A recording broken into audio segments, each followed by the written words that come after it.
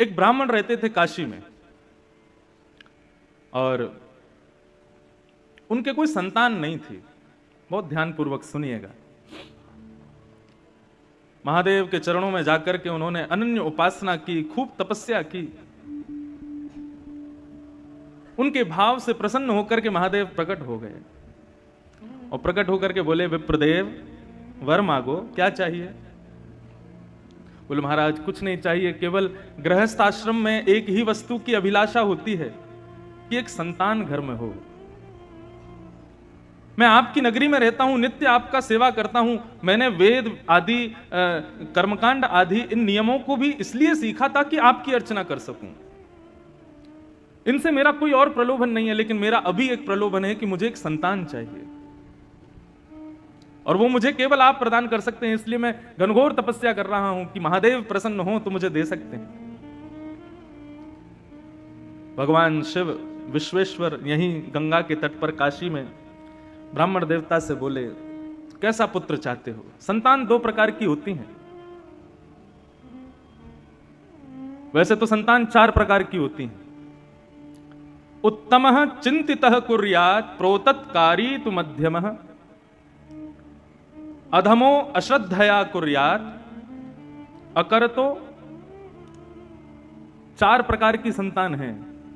प्रथम संतान उत्तमः चिंतितः कुर्यात्। उत्तम संतान कौन है? जो माता पिता के मुखमंडल को देख करके, उनके एक्सप्रेशंस को देख करके, उनकी आव भाव को देख करके समझ जाए कि माता पिता क्या चाहते हैं और उस क्रिया को उनकी आज्ञा के बिना कर दे, उसको कहते हैं उत्तम बालक। मध्यम बालक कौन है? जो माता पिता की आज्ञा का इंतजार करता है, आज्ञा करेंगे तो मैं करूंगा। उत्तम बालक तो बिना आज्ञा के ही कर देता है।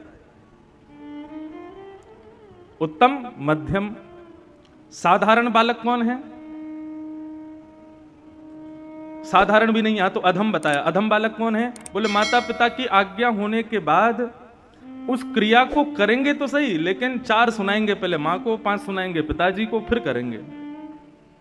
तुमको तो केवल मैं ही दिखता हूं, बस मुझे ही ऑर्डर करते रहते हो, ये कर ला, वो कर ला, ऐसा कर दे, वैसा कर दे। पूरे दिन मेरे पीछे पड़े रहते हो। बड़े भैया को कुछ नहीं बोलते, वो उसको बहन को कुछ नहीं बोलते, मेरे पीछे पड़े रहते हो। मैं ही जाऊंगा, मैं ही सब, मैं तो घर का नौकर हूं, ऐसा ऐसा सुनाते हैं। लेकिन आज्ञा पालन करते हैं, लेकिन बहुत सुना सुना के करते हैं। उनको अधम बालक कहते हैं। और चौथे होते हैं चांडाल बालक। चांडाल बालक कौन है? चांडाल संतान कौन है? बोले, जो आज्ञा का पालन करते ही नहीं।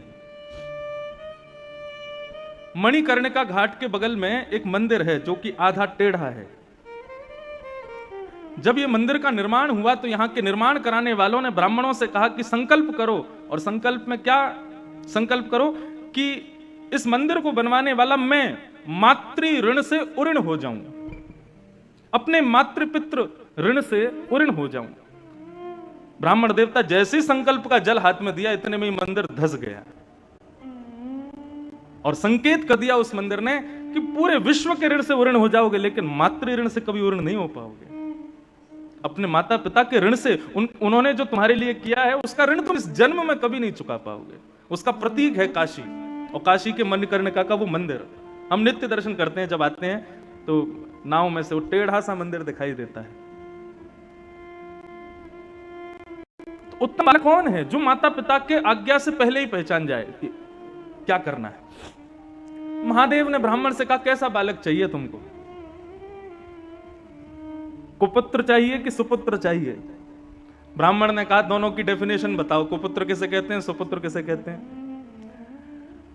बोले, कुपुत्र जो बहुत दुख दे और सुपुत्र जो बहुत सुख दे।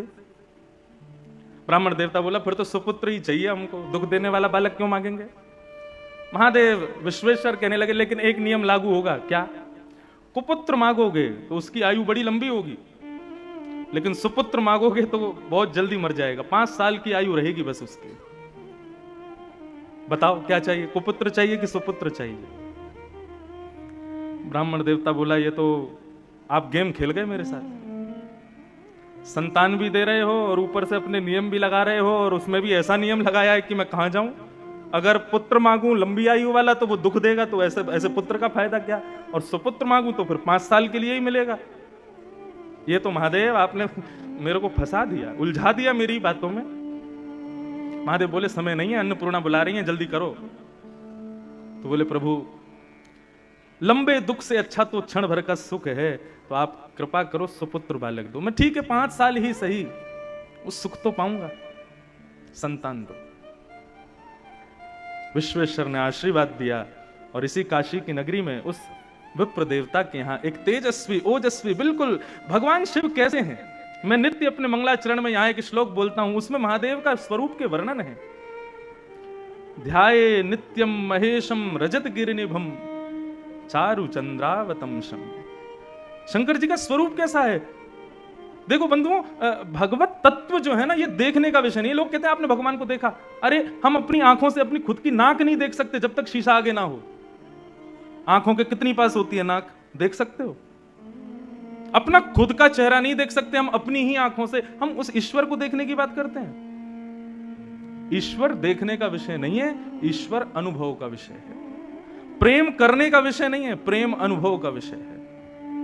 आनंद प्राप्त करने का विषय नहीं है, आनंद अनुभव का विषय है। और जो अनुभव का विषय होता है ना, उसका कभी वर्णन नहीं किया जा सकता। जो आपने देख लिया, जो आपने छू लिया, उसका वर्णन कर सकते हो, लेकिन जिसको आपने अनुभव किया है उसका वर्णन नहीं कर सकते। और श्री नारद जी नारद भक्ति सूत्र में कहते हैं, बोले प्रेम क्या है? बोले प्रेम स्वरूपम अवर्णनीयम। जिसका कोई वर्णन ना कर सके वही प्रेम है। आपने जिसका बखान कर दिया, जिसका वर्णन कर दिया, वो सब कुछ हो जाएगा, लेकिन प्रेम नहीं हो सकता, वो आनंद नहीं हो सकता, वो भगवान नहीं हो सकते।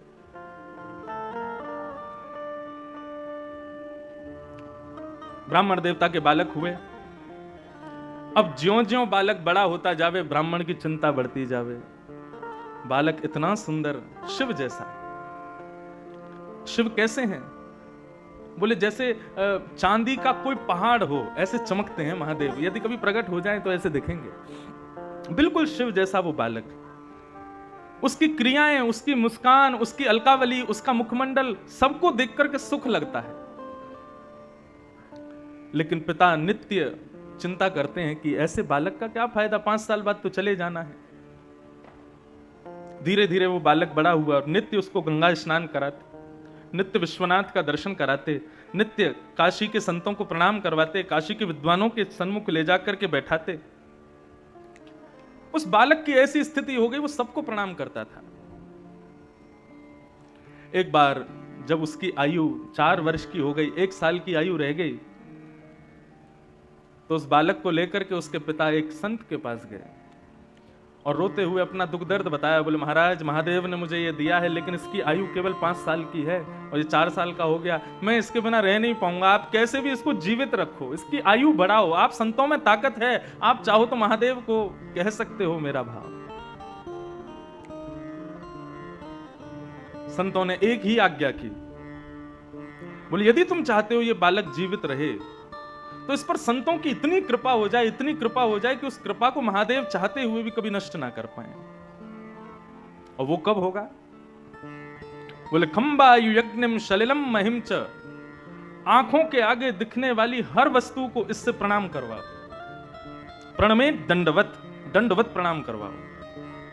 प्रणाम में बड़ी ताकत है। आजकल लोग प्रणाम करना नहीं जानते, इसीलिए मैं सबसे प्रार्थना करता हूं, मुझे प्रणाम मत किया करो, दूर से हाथ जोड़ा करो। प्रणाम का अर्थ क्या होता है? नमन। नमन माने अपने मन को सामने वाले के चरणों में अर्पित करना। लेकिन हमारे यहां भारतीयों में ऐसी प्रथा बन गई है कि बिना छुए तो प्रणाम मानेंगे ही नहीं। माताएं बहनों को मैं कहता हूं मत किया करो, आप दूर से करो, लेकिन नहीं मानते। यहां तो चलो फिर भी इतनी संख्या में लोग नहीं है, कई जगह तो इतनी भीड़ होती है कि महाराज धोती बचानी पड़ जाती है कि गाड़ी में बैठ तो जाऊं सही सलामत। प्रणाम में बड़ी ताकत है, लेकिन प्रणाम शरीर से नहीं होता है, प्रणाम मन से होता है, हृदय से होता है। हमारे पूज्य पिताजी महाराज अपनी कथा में कहते हैं, जिसको देख करके आंखें झुक जाएं, सर थोड़ा नीचे हो जाए और मन में भाव, उसके प्रति आदर का भाव प्रकट हो जाए, ये 3 क्रिया ही प्रणाम कहलाती है। और तुम आंखों में टकटकी लगा के देख रहे हो, सीना चढ़ा के खड़े हो, उसके आते नीचे झुक के प्रणाम करो, वो प्रणाम थोड़ा ही है। प्रणाम तो हृदय से होता है। संत ने आज्ञा की कि इस बालक को सबको प्रणाम करवाओ। अब तो वो बालक सबको प्रणाम करता, घर के बाहर दहली पे बैठा रहता और गली से जो निकलता, जीव जंतु आदमी कोई भी हो, सबको प्रणाम करता। एक दिन आया और उस गली में महादेव के प्रथम 7 शिष्य सप्त ऋषि पधारे। ये सप्त ऋषि कौन हैं? भगवान शिव के पहले 7 शिष्य हैं। सप्त ऋषि पधारे। जैसे ही सप्त ऋषियों को उस बालक ने प्रणाम किया, सप्त ऋषियों ने आशीर्वाद दिया, चिरंजीवी भव।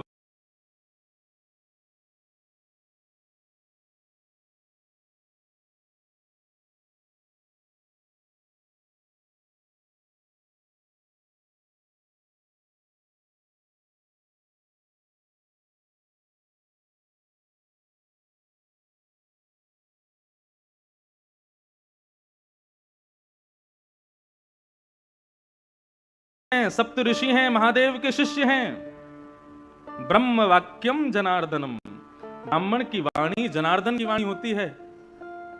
और मैंने ऐसा सुना है कि ब्राह्मण की वाणी को भगवान भी नहीं काट सकते।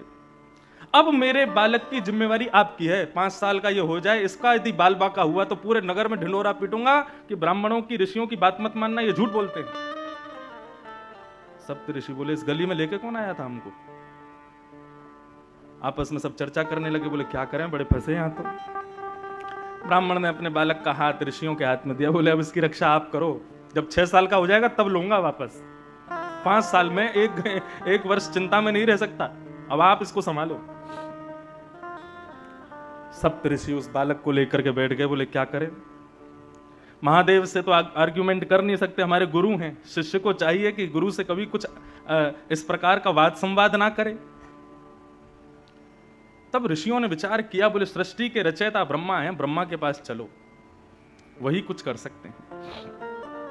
ब्रह्मा के पास उस बालक को लेकर के गए और जाकर के जैसे ही सप्त ऋषियों ने प्रणाम किया, सप्त ऋषियों के प्रणाम के बाद उस बालक ने प्रणाम किया। और प्रणाम में तो वो इतना निपुण था, लेट करके बिल्कुल दंडवत, डंडे की तरह सीधा होकर के बिल्कुल प्रणाम करता, फिर उठ करके फिर खड़ा होकर के फिर दोबारा प्रणाम करता, फिर उठ करके फिर खड़ा होकर फिर दोबारा प्रणाम। उसके प्रणाम को देख करके ब्रह्मा जी इतने मोहित हो गए, इतना छोटा सा बालक 4 वर्ष का क्या अद्भुत प्रणाम कर रहा है।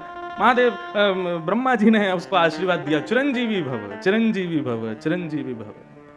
सप्तऋषि बोले हमारी बला कटी, अब इनकी जिम्मेवारी है। हंसने लगे सप्तऋषि। ब्रह्मा जी कहने लगे, बोले भैया हंस क्यों रहे हो? बोले काशी के एक ब्राह्मण का बालक है ये, और साक्षात देवादिदेव विश्वनाथ प्रभु ने ये बालक प्रदान किया है, और ये कह करके दिया है कि ये केवल 5 साल जिएगा। 4 साल का हो गया, इसका अंतिम वर्ष चल रहा है। हमने इसको चिरंजीवी भव का आशीर्वाद दिया, तो उसके पिता ने हमको ये बात बताई, हमने ला करके इस बालक को आपसे प्रणाम करा दिया। ब्रह्मा जी बोले, तो तुमने अपनी बला मुझ पर डाल दी, अपनी चिंता मुझ पर डाल दी। बोले तो फिर क्या करते हम, हमसे चिंता सहन नहीं हो रही थी, अब आप ही इसकी रक्षा करो, और यदि आपकी वजह से इसकी रक्षा नहीं हुई तो हम तीनों लोकों में ढिंडोरा पीटेंगे कि ब्रह्मा के पास शक्ति नहीं है, ब्रह्मा झूठ बोलता है। ब्रह्मा जी बोले बड़े चतुर हो तुम लोग। बोले ये चतुराई इसके पिता से हमको मिली। ब्रह्मा जी बोले अब तो फिर एक ही उपाय है, स्वयं विश्वनाथ यदि चाहें तो ये बालक जी सकता है। और उस बालक को गोद में लेकर के ब्रह्मा सीधे पहुंचे महादेव के पास। ब्रह्मा जी ने प्रणाम किया, और ब्रह्मा जी के उठते ही महाराज उस बालक ने जो दंडवत प्रणाम किया शिव को,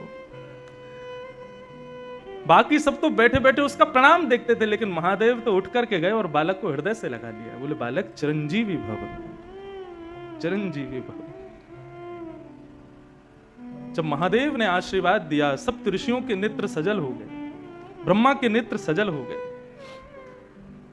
और सबने बताया, बोले महादेव परंतु ये कैसे संभव होगा, ये बालक आपने ही प्रदान किया है एक ब्राह्मण को, और इसकी आयु केवल 5 वर्ष की आपने बताई थी।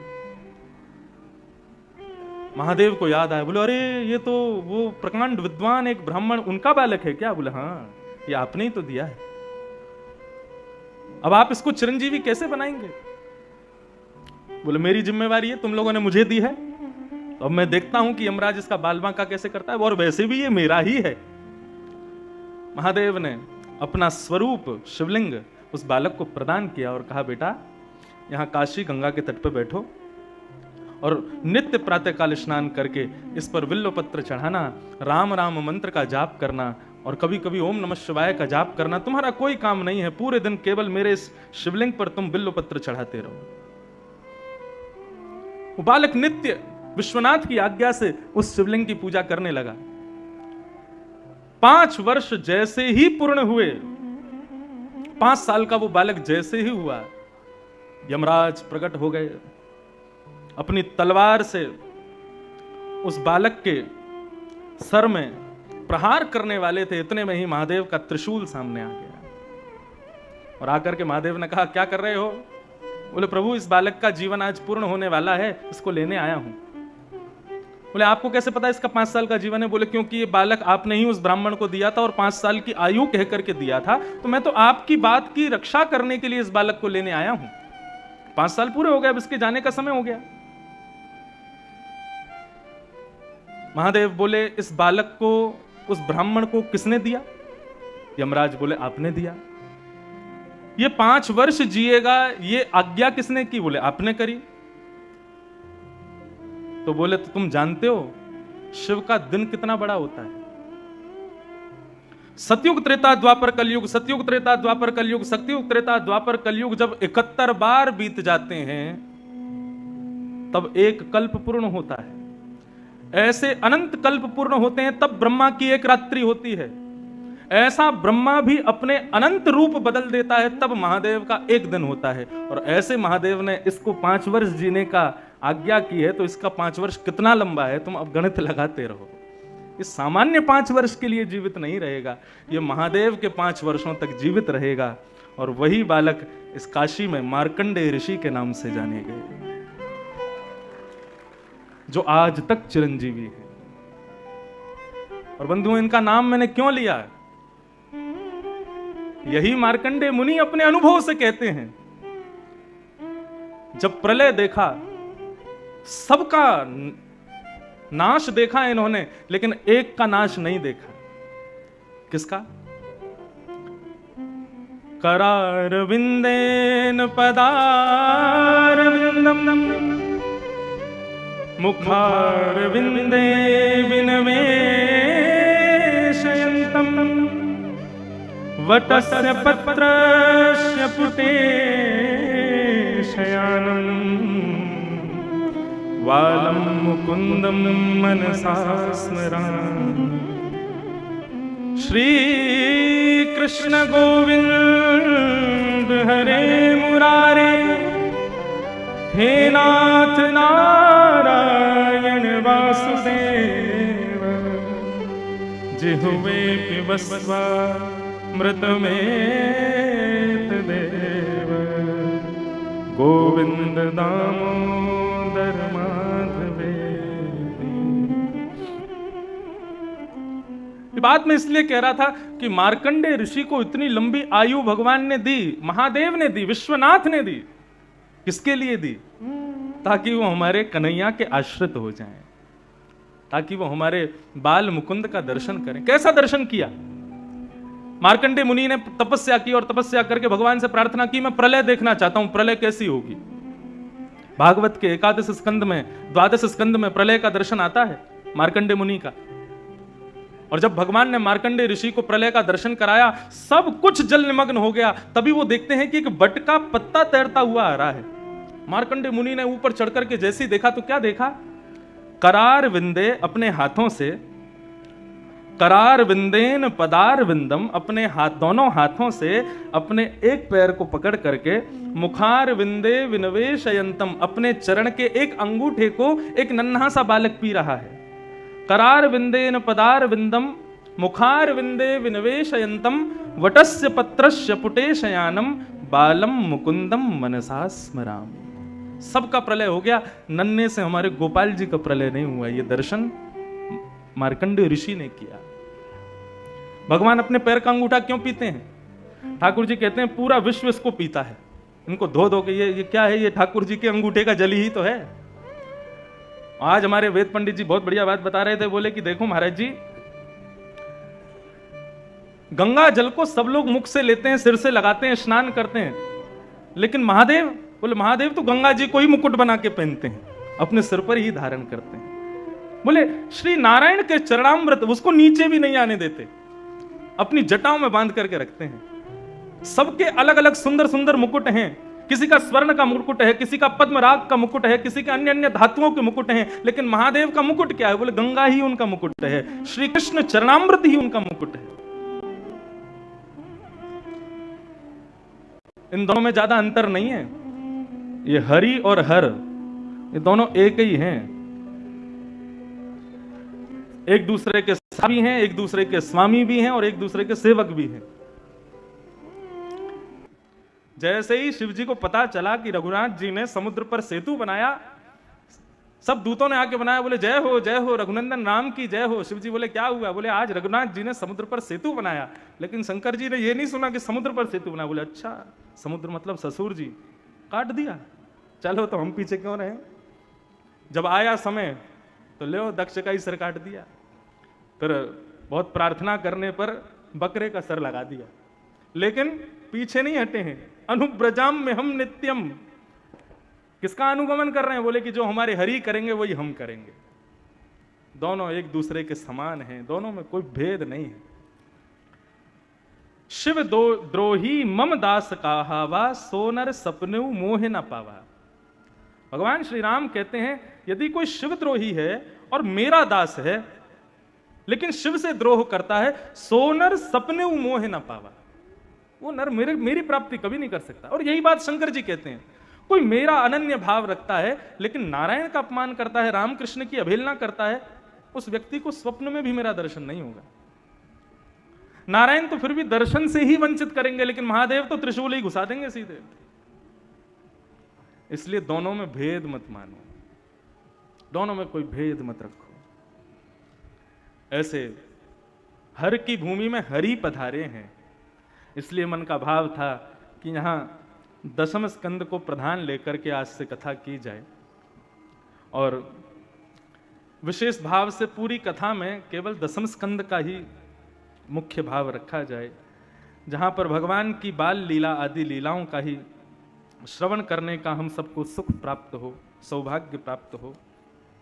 उस भाव से यहाँ कथा करने का भाव बना कल, तो आज से हम लोग दशम स्कंद ही प्रारंभ करेंगे, ताकि महादेव को ठाकुर जी की मधुरतम लीलाओं का श्रवण करा सकें, क्योंकि यहाँ के मुख्य श्रोता वे ही हैं, वे ही सुनने के लिए यहाँ पर पधार रहे हैं। आज छठ का उत्सव है, पूरी वाराणसी में उत्सव मन रहे हैं, सुनाई दे ही रहा है। लेकिन कभी कभी लगता है संसार कितना बदल गया, और मैं कहूं तो सुनने में अटपटा भी लगेगा, मेरी उम्र ही कितनी, आप लोग तो इतने बड़े बड़े बैठो, आपने देखा होगा बदलता हुआ संसार। पहले हमारे यहाँ के पर्वों में मध्यम सुगम संगीत होता था, ब्राह्मणों के द्वारा सुंदर वेद पाठ आदि करके, और घर के सदस्य जन जो हैं पूजा आदि करते थे, दीपावली, होलिका दहन और आदि आदि पर्वों को मनाते थे। लेकिन आजकल हम लोगों की स्थिति देखो, सुन लो कितनी जोर से आवाज आ रही है, छठ उत्सव मनना। जब मैं नौका से उतर रहा था तो इतना भयंकर डीजे बज रहा था, लेकिन जब मैंने कान लगा के सुना तो वो छठ का कोई भजन चल रहा था। मैंने कहा भजनों की स्थिति देखो क्या हो गई। देवताओं में और दैत्यों में अंतर क्या था? यही तो था। दैत्य कौन? जो सारे नियमों का उल्लंघन करते हुए क्रियाएं करें, वो दैत्य हैं। और देवता कौन? जो हर चीज का ध्यान रखे। कल आपके यहां कथा पूरी करके जब मैं वापस पहुंचा, तो जहां हम रह रहे हैं वो बिल्कुल शुद्ध काशी है, बनारस है शुद्ध। वहां गाड़ियां भी नहीं आती, बाइक तो लोग घुसा देते हैं जबरदस्ती, नहीं तो उसके लिए भी जगह नहीं है। कल जैसे ही वहां नाव से उतर के अपने घर की ओर जा रहे थे, तो एक साधारण, मैं 3 दिन से निकल रहा था, मैं कभी नहीं गया, एक सुंदर सा एक दरवाजा, और अंदर से इतनी मधुर स्वर, इतने सुंदर ध्वनि सुनाई दे रही थी, सब रुक गए। और भीतर जब जाकर के देखा तो महादेव के अनन्य प्रेमी पुत्र गणपति विराज रहे हैं, और सामने छोटे छोटे 3 बालक क्या अद्भुत शास्त्रीय संगीत गा रहे थे। उनका स्वर सुन करके हम लोग कम से कम 20 मिनट तक वहीं खड़े रहे, और मानो ऐसा लग रहा था जैसे मसनद पर ऐसे कोई अपना हाथ रख करके बिल्कुल आनंद के अंदाज में पूरे जगत से निवृत्त होकर, बिल्कुल जैसे एकांत में बैठ के कि कोई डिस्टर्ब ना करे, और गणपति बैठ करके स्वर सुन रहे हैं। वो सुनकर के मन स्तब्ध हो गया, कुछ कहने की इच्छा नहीं हो रही थी। कोई बोल भी रहा था तो मैं कह रहा था शांत हो जाओ, कोई हल्ला मत मचाओ, उनको सुनो क्या गा रहे हैं। वो हृदय स्पर्शी था, आत्मा को स्पर्श कर रहा था। लेकिन आजकल हम मानवों को क्या हो गया है, यदि कोई शास्त्रीय संगीत गाने वाला आ जाए तो महाराज जितनी भीड़ होती है उससे भी कम हो जाती है, पंडालों में चले जाते हैं उठ के लोग, नहीं समझ में आ रहा, नहीं सुन सकते। ये हमारा अभाग्य है। वो तो अपने अपने स्थान पर पूर्ण है, हम में इतनी क्षमता नहीं है, हम में इतनी योग्यता नहीं कि हम उसको सुन सकें। पंडित जी घर पर पूजन कराने आते हैं तो यजमान लोग पहले कहते हैं पंडित जी 15 मिनट में ही करा देना, पूजा है 1.5 घंटे की। लेकिन पंडित जी को पहले कह देंगे इससे ज्यादा समय मत लगाना। जहां आधा घंटा जाने लग जाता है तो पंडित जी को घड़ी दिखाने लगते हैं, अब जल्दी कराओ हमको जाना है। वो नौकर नहीं है तुम्हारे। महादेव भी जिनको देख करके प्रणाम करते हैं, वैष्णवानाम यथा शंभु, वो ब्राह्मण है। ये हम लोगों का अभाग्य है कि हम लोग अपने वैदिक शास्त्रों से, अपनी वैदिक क्रियाओं से, अपने पुराने समय के जो हमारी धरोहर है, हम उनको छोड़ते जा रहे हैं धीरे धीरे। लेकिन फिर मन में भाव आता है तस्मात् केनाप्युपाय न मनः कृष्णे निमेषयित। इतना घनघोर कलिकाल चल रहा है, इतने में भी लोग पूजा तो कर रहे हैं, छठ पूजा कर रहे हैं, भले डीजे चला के कर रहे हैं, कर तो रहे हैं। तो लगता है कम से कम कुछ ना से तो ये अच्छा है। लेकिन बंधुओं, अपनी धरोहरों को छोड़ो मत, वो हमारा सर्वधन है। प्रयास किया करो कि जितना उसके समीप रह सकें हम रहें। ये वेस्टर्न कल्चर नहीं है तो क्या है, इतना तेज संगीत बजाना जोर जोर से। अब गणपति उत्सव होता है, गणपति विसर्जन करने जाते हैं, पहले ढोल नगाड़े जाते थे, गाते हुए लोग जाते थे, फिर धीरे धीरे बैंड बाजे आ गया, बैंड बाजे भी खत्म, अब तो डीजे आ गया। और आजकल तो ऐसे डीजे चलने लगे हैं कि घर की खिड़कियां हिलती हैं उनके धमक से। हृदय कभी कभी लगता है निकल के बाहर ना आ जाए, और इतना तेज घमक उतना महंगा डीजे, लोग बुलाते हैं उसको। क्या हो रहा है हम लोगों को, कहां की ओर जा रहे हैं हम लोग। श्रावण में शिवरात्रि आदि, श्रावण के समय में, शिवरात्रि के समय में रात रात भर रंगीन लाइटों से महाराज भर दिया मंदिरों को, और उसमें दुनिया भर के फिल्मी गाने चला रहे हैं। बस शब्द बदल देते हैं, धुन फिल्मी है और शब्द भगवान के भजन के हैं।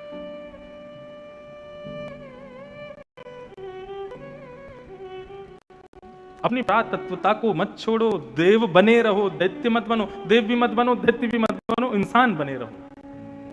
आपको जानवर को उसका धर्म नहीं सिखाना पड़ता। शेर जानता है मेरा धर्म क्या है, हिरण जानता है मेरा धर्म क्या है, गौ जानती है मेरा धर्म क्या है, सूकर जानता है मेरा धर्म क्या है।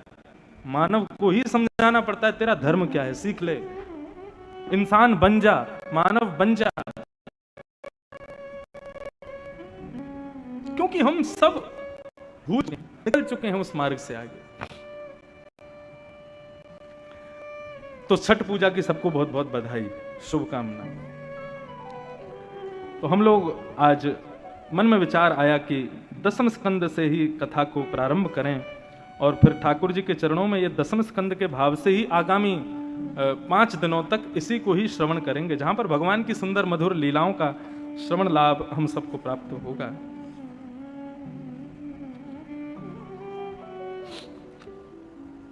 श्रीमद् भागवत में 12 स्कंद हैं, और ये 12 स्कंद भगवान के श्री चरणों से लेकर के ललाट तक का दर्शन कराते हैं। प्रथम स्कंद और द्वितीय स्कंद ये भगवान के श्री चरणारविंद हैं।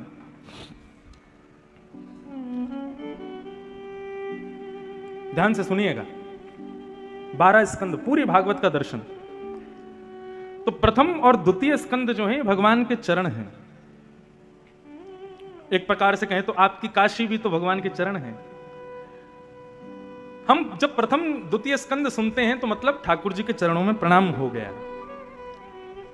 तृतीय और द्वितीय स्कंद भगवान के जंगा है, मतलब चरणों में प्रणाम किए को भगवान ने अपने दोनों हाथों से, तो तृतीय और चतुर्थ स्कंद भगवान के हाथ हैं, भुजा।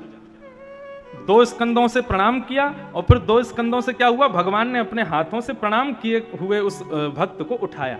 ये हो गए तृतीय चतुर्थ स्कंद। पंचम और षष्ठ स्कंद ये भगवान के दोनों पानी तलम हैं। भगवान की दोनों जंगा हैं।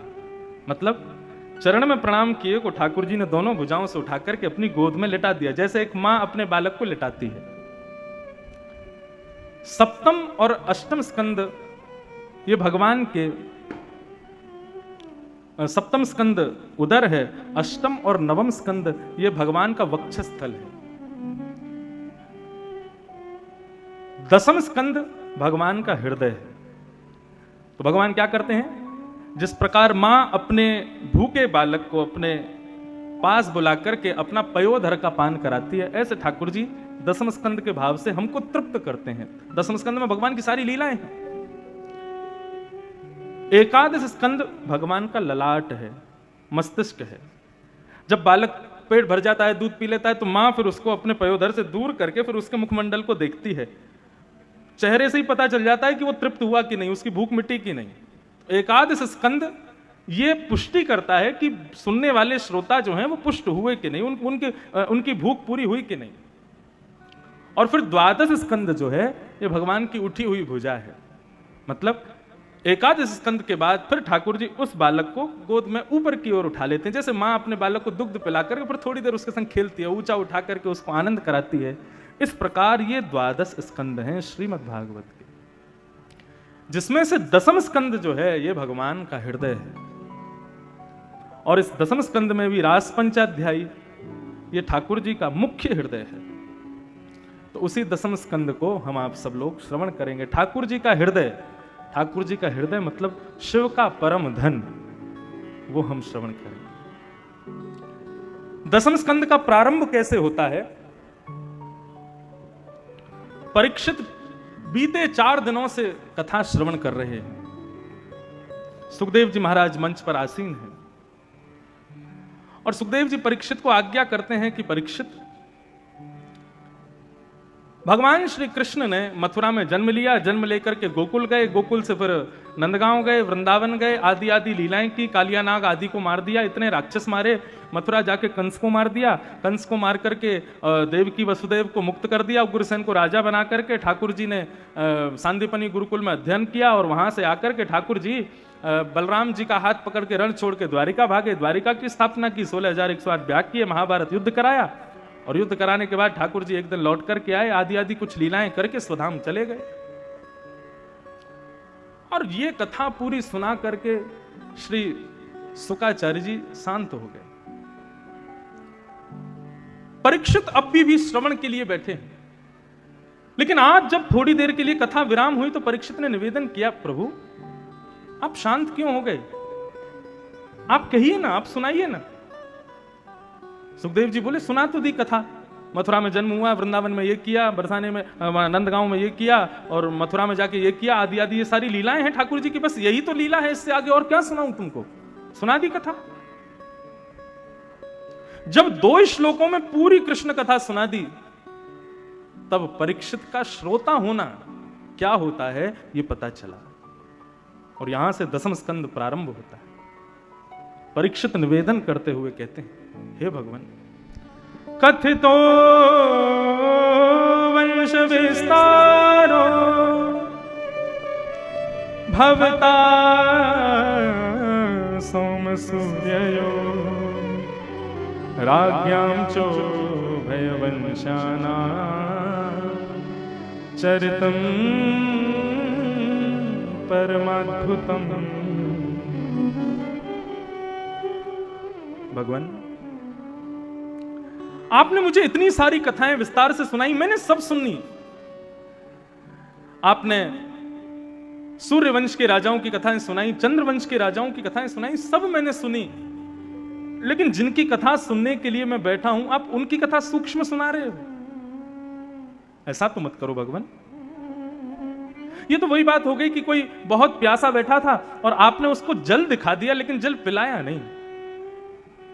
प्यासे को जल दिखा देना और पिलाना नहीं, ये तो महाराज ब्रह्म हत्या के समान अपमान जैसा होता है। प्रभु, इस प्रकार मेरा वध मत कीजिए। मैं 4 दिन से एक आसन पर बैठा हूं, ना ही मैंने कुछ खाया, ना ही मैंने कुछ पिया, एक निवृत्त होकर के बैठा हूं केवल कृष्ण कथा सुनने के लिए, और आप उन कृष्ण की कथा मुझे 2 मिनट में सुना करके शांत कर रहे हैं। ऐसा क्यों कर रहे हैं भगवान? बंधुओं, श्री नाभाजी महाराज भक्तमाल में कहते हैं, श्रवण रसिक कहीं सुने ना परीक्षित से, जो पानु करत लागी कोटि गुण प्यास है। परीक्षित जी कैसे श्रोता हैं? बोले कैसे श्रोता है? बोले एक तो होता है प्यासा कि वो पानी पीता जाए और जितने घूंट अंदर लेवे उतनी प्यास उसकी कम होती चली जाए। लेकिन परीक्षित कैसे प्यासे हैं? बोले जितना पानी पी रहे हैं उतना प्यास और ज्यादा लग रही है। हो ना हो, कथा जब आप लोग सुनते हैं ना तो 1 घंटा 2 घंटा होने के बाद में धीरे धीरे धीरे धीरे मन भरने लगता है और फिर एक समय आता है, इच्छा होती है कि अब थोड़ा कहीं जाया जाए, कुछ और काम किया जाए, थोड़े हम भर गए हैं ऊपर तक। अगर बंधुओं ऐसी स्थिति होती है ना कथा में, तो आप श्रोता बने ही नहीं हैं। श्रोता कौन? जो पान हूं करत लागी कोटि गुण प्यास है, और प्यासा रह जाए, वो श्रोता है। श्रीमद् भागवत सुनने की आज्ञा नहीं दी है श्री वेदव्यास जी महाराज ने। निगम कल्प तरोर गलितम फलम सुख मुखाद्रम तद्रव संयुतम पिबत भागवतम रसमालयम मुहुर्हो रसिका भुवि भावुका। वेदव्यास जी कहते हैं, पिबत भागवतम रसमालयम, ये भागवत की कथा जो है ये सुनने का विषय नहीं है, पीने का विषय है, पान करने का विषय है। और कर्ण रंध्र से इसको श्रवण नहीं करना है, इसका पान करना है। क्यों? सुनी हुई वस्तु विस्मृत हो सकती है, सुनी हुई वस्तु को आप भूल सकते हो, लेकिन जिसका पान किया है वो तो अपना असर दिखाएगी, वो तो अपना असर करेगी।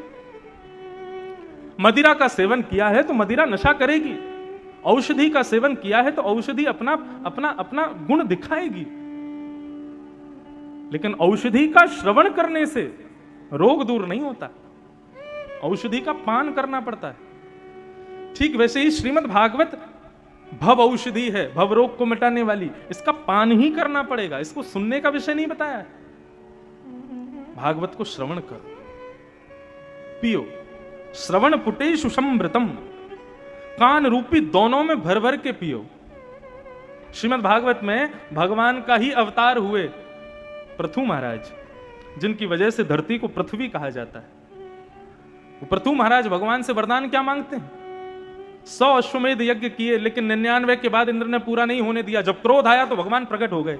भगवान बोले, ये 100 अश्वमेध यज्ञ इंद्र पूरा नहीं होने दे रहा, ऐसा मत सोचो पृथु, ये मैं पूरा नहीं होने दे रहा हूं। पृथु महाराज बोले, क्यों? आप क्यों नहीं होने दे रहे पूरा? भगवान बोले, 100 अश्वमेध पूरे होने पर क्या मिलता है? इंद्र की पदवी मिल जाती है, इंद्र का सिंहासन मिल जाता है। इंद्र देवता का नाम नहीं है, इंद्र पदवी का नाम है। कुछ मुख्य देवों को छोड़ करके बाकी जितने भी देवता हैं ये सब पदवियां हैं, ये देवता नहीं है कोई। जैसे वरुण देव हैं, इंद्र देव हैं, वायु देव हैं, ये सब पदवियां हैं।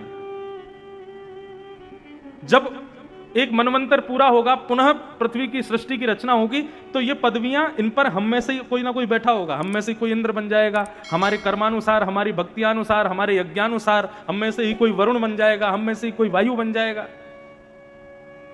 ये देवताओं की पदवियां हैं और मानव पुण्य के प्रभाव से इन पदवियों को प्राप्त करता है।